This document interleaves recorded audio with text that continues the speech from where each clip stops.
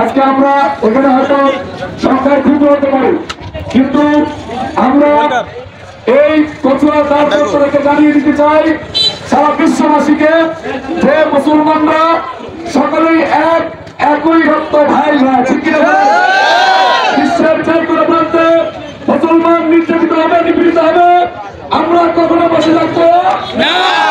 যেখানে থাকি না কেন এর প্রতিবাদ আমরা করবই করবো।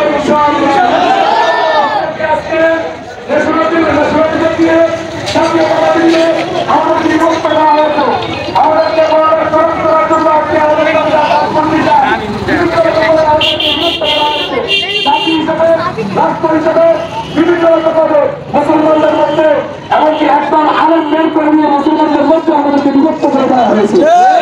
আজকে তারা তাদের টার্গেট পূরণ করার জন্য সারা বিশ্বের মধ্যে তারা একই দাবি তুলেছে মুসলমান মুক্ত বিশ্ব চায়। বলেন না মুসলমানদেরকে তারা বিশ্বাস করতে চায়, আমরা তাদেরকে বলে দিতে চাই তারা যতই চেষ্টা করুক এই চেষ্টা কখনো সফল হবে না।